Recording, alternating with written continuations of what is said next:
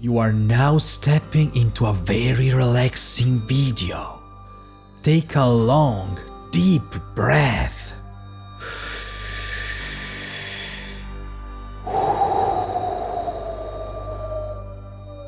Those were 7 seconds, but what can you do in 7 seconds? That's the time it takes to tie your shoes, the time it takes to chew one of those hideous things British people call food. The time it takes me to find your mom in one of those hot singles in your area websites. But it's also the exact time to boot up a game of Pac-Man. You click and boom, you're playing, but what's going on? What is this yellow ball? And wait, are those ghosts? And what are these pills? Should I eat them?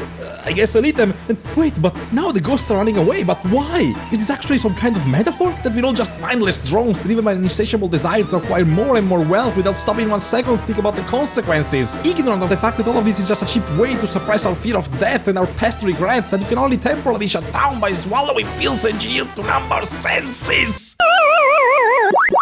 7 seconds is all it takes for this little game to send you into a spiral of paranoia. It's thrilling, it's immediate, it's how you get the player into the game zone. But 5 years later, some guy, probably him, thought, hey, I like video games, but maybe it's time to think of a way to make them without sending our customers straight into therapy. And so he created Bubsy 3D. And now he is in jail, thinking of what an awful piece of garbage human being he is. But before doing that, he made Super Mario Bros. It's super because it's super tough, but also because it's got a super intro. It's chill, peaceful, you got the Windows XP hills making their first ever appearance, you got clouds made of cotton candy in the sky, and then this little cute goofy guy on the left facing forward towards uncharted territory. So how can you deny this man his desire to see what this world has to offer to him? But wait, what's that? He's got a frowning face, and it looks like nothing you've ever seen before. Unless you played Shin Megami Tensei games, in that case you're definitely used to cock enemies. And so you jump, you moron! You gotta jump, smash the bricks, stomp the turtles, avoid the bottomless pit of death! In few seconds, this intro tells you more than whatever Final Fantasy XVI does in 30 minutes of stupid rambling cutscenes. Yes, I'm still on to you, you miserable toxic waste. My hatred for you shall forever burn bright. But fast, instant intros that immediately get you into the game are now a thing of the past. Sometimes it's because the foundations for a more complex plot need to be established. Good thing there's something even I can handle. And other times it's because you wanna make babies happy by throwing some CGI cutscenes at them. Still, that doesn't need to mean that your intro has to suck balls. But don't worry, gaming industry, I have played more games than everyone else on the planet Neptune. So I can guarantee you, I possess a deep understanding of what a perfect intro is. And the way I see it, you have to start off by committing to an idea. You want your intro to be some kind of Sundance Film Festival submission? Fine, just let me grab the popcorn and... Oh, no. Apparently now you want me to move the character forward, but it's just a walking sequence, why can't you just put it in the cutscene? Oh, and now there's another cutscene. And another walk and talk. Can I play now? Oh, wait, I actually can play! Time to kill some pigeons and... Nope, another cutscene. Fine, it's over. Now can I... Oh Christ, again! Do you think this is more immersive or something? The moment you give player control, it has to be actual control, not whatever this bullshit is. Right now I'm as much in control of the character as I am in control of my colon after a night out with my high school friends at that terrible Mexican place they liked so much. Although I think they were mostly invested into the cute waitress while I was trying to understand if I was guest starring in the set of Ratatouille 2. Show me your damn little movie, but the moment I am in charge, I'm not supposed to act like the filler episode to some never-ending anime. We can call it cinematic intro, whatever, I don't care. It's fine as long as what I do when I grab the controller is actual gameplay. Good morning, and welcome to the Black Mesa Transit System. Now this is a very classic cinematic intro. It gives you this ground sense of how massive this futuristic Nike sweatshop is, as the tram we're on moves through the Yeezy factory down to the Michael Jordan's spooky dungeon. And the most incredible thing is that if you were still awake 5 minutes later, the developer would reward you with an actual game! And you could go on your merry old adventure of space, themes, Goals. These are things an intro should be able to convey, to make you feel like you're part of a bigger world, to explain to you what's your role and purpose. And cinematic intros can very easily do this job, unless you completely fuck it up. Yep, it's still you, Final Fantasy VIII? What am I looking at here? Who's this girl? Is this a prequel to Death Stranding? Why did they cast the evil queen from Snow White? Why did they pick the character models from Tekken 1? Why is the music so pumped up when all I'm seeing is just flowers? Why are you expecting me to feel emotionally attached to random characters when all I'm seeing is just a teaser trailer edited by the cast of Trainspotting? This is not an intro, this is a bad anime opening with good music. And somehow it's still more bearable than what you actually do when this sequence ends. Going to school. And I'm getting some weird adult movie vibes from this character. Don't believe me? Then why does she care about my seed? On the opposite side of the spectrum we get... Close the window, Jackie. I feel the cold opening coming in. Now these are my favorites, cause they're the closest thing we get to Pac-Man nowadays. You take the game, you... boot it. And you're playing, baby! No babble, no dazzle, just pure, raw gameplay. And what's not to love about a game that starts off with bombastic action, am I right?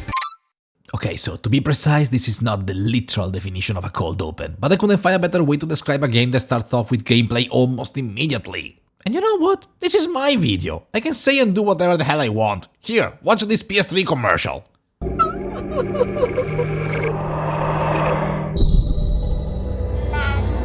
Okay, never mind, let's go back. And what's not to love about a game that starts off with bombastic action, am I right? Except when they're just a fake-ass scripted sequence, or even worse, the following level immediately grinds the pacing to a halt. Take The Last of Us. This opening is so cold my gonads are receding into my sphincter. It's an amazing intro, but also terribly on rails. And it barely represents what the actual gameplay is. We start by controlling this kid, so I'm like, okay, this is a Limbo type game. But then Daddy jump scares us, so maybe it's a Five Nights at Freddy type game. But then... Jesus, we crashed, and now we get this prompt, so fine, it's a neck type game. But no, now we are carrying the little girl, so it's a Nico type game. But then the intro ends with this heartbreaking scene and... oh... it's a Final Fantasy VII Remake type game. You owe me a pizza. Now gameplay-wise, it might not be the best, but it's still a very exciting intro that makes you invested in these characters, and then...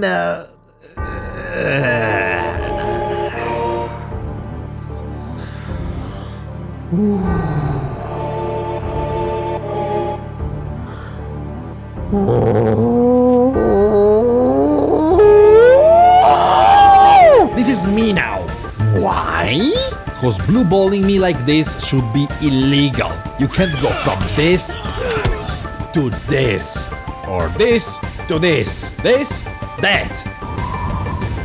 A cold open should be the emotional starting point, and what comes next should build upon that excitement, not cock-block me with a tedious walking section that is trying to make me experience those 20 years in real time. Alright, so 7 seconds. I'm giving you now 7 seconds to think of the perfect game intro. 7 Final Fantasy VII. Everything here is pure perfection. For the first time in your life, you see a girl smiling at you instead of calling the police, almost reassuring us that everything will be fine. Blah. But then she gets distracted, the camera pans out and her footsteps are smothered under the sounds of the bustling city, and it feels so chaotic yet full of energy. But the camera doesn't stop, and suddenly we see this gigantic skyscraper towering over a futuristic city under a pitch-black sky.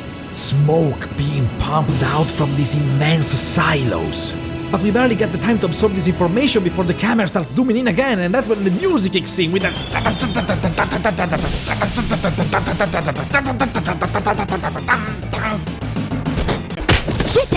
There's a big guy telling us to follow him, and we immediately understand he's a piece of shit because he leaves us behind while these two cretins fight us. Well, joke's on him. His name now is Hesat. But now we regroup with the rest of the team, and that's when we hit them with our classic catchphrase.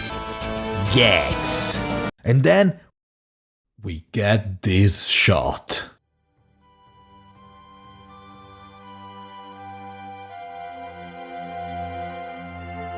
7 seconds.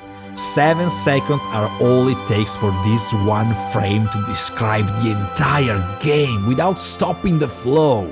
And now every piece of the puzzle fits. A huge megalopolis dominated by a mega corporation. Pollution consuming the air while only a few people can still be in harmony with nature. And you, a tiny little man with a dubious haircut, fighting against insurmountable odds. And then you get to play immediately with this thrilling infiltration of a heavily guarded compound, followed by this insane boss fight against a crab monster. And after we've bombed the place, we feel the crushing realization that our actions have brought destruction and despair amongst the people living nearby. A roller coaster of emotions like this is enough to make Final Fantasy VII's intro one of the best ever. But that's when the game hits you with one final heart-wrenching twist. Gex is still a virgin. We are living our lives.